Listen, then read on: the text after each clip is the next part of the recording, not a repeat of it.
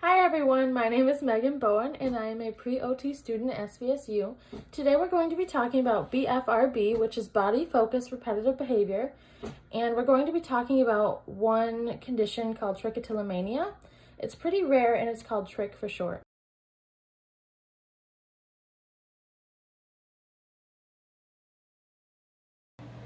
Trichotillomania is a common psychological disorder that is often underdiagnosed. It includes pathological hair pulling or an overwhelming urge to pull hair.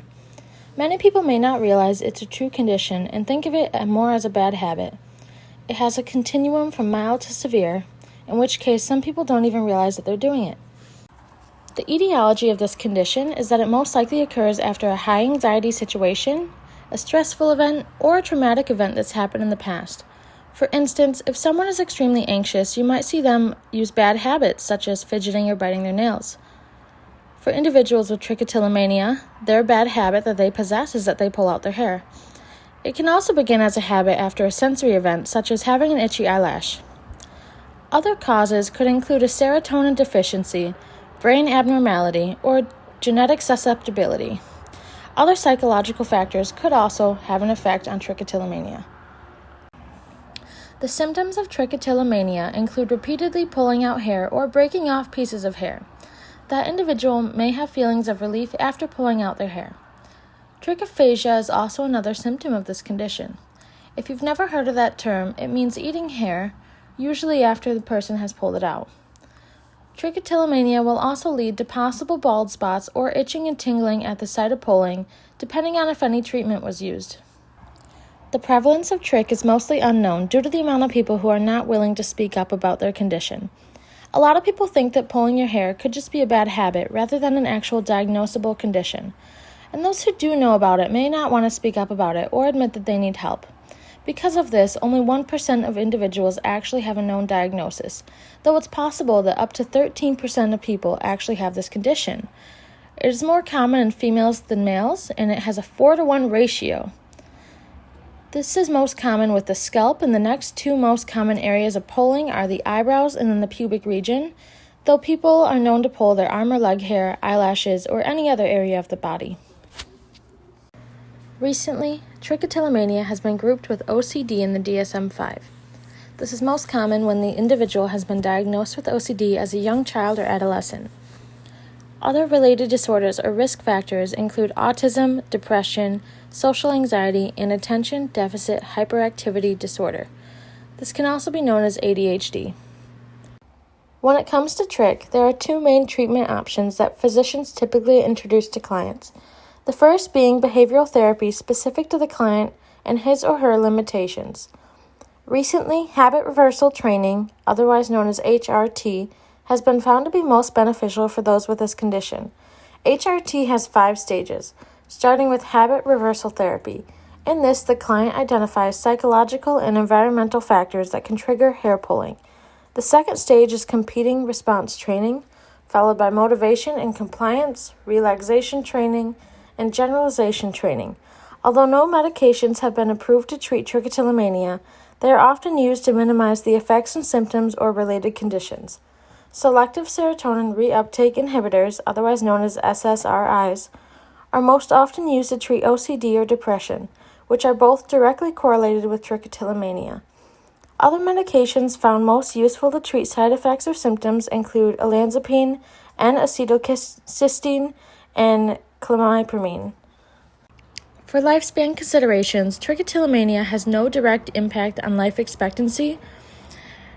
It is not actually life-threatening, though it's very common for people with trichotillomania to have an altered mental state. This could lead to more complications or conditions such as depression or anxiety, which would require a total different treatment and lead to different lifespan considerations depending on the severity. I had the honor of speaking with Madison LaCourse on someone who has first-hand experience with the condition. This is her interview. Hi guys, I'm Megan Bowen and I'm here with Madison. We're going to talk about her because she has trichotillomania. So Madison, when did this start for you? It's probably rough to say about elementary school. I think it may have started around 4th grade, but I definitely noticed it in the 5th grade. Okay. Is yours severe? Do you pull out a lot or? Uh, in the earlier years, I don't think it was as severe, but as I've grown older, it has gotten much more severe. Okay. Does it affect your daily life or occupations? Not really my occupations because I'm wearing a hat at my job. In daily life, it can get a bit hard to manage. I notice, especially when I'm doing homework, if I don't really know where to go next, I'll start pulling my hair out, and that will take a lot of time out of my homework time. Okay. Do you do it more when you're stressed or just when you're bored? About equal for both times. Okay. I haven't really noticed much of a big difference.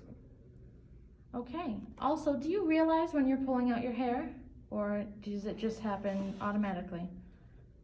Yes, every time I do notice that it happens. Okay. And does this make a difference on your social life at all? It has quite a bit, yes. Especially in like middle school and high school when it was all about making friends. Being the kid with the weird hair made it a lot difficult to get people to talk to you. Though in college it's been a bit easier. Okay. Where do you usually pull hair from? Definitely at home. When I'm alone, it's a lot more easier because when I'm alone, I feel more comfortable doing it, but when I'm around other people, I tend not to. Okay. The hair that you're pulling, is it on your scalp or your arm or your eyebrows? Uh, on the scalp more, because, Scalp most? yeah, I haven't really done eyebrows. Eyelashes I've done a little bit, but that's usually just when it gets like an eyelash falls.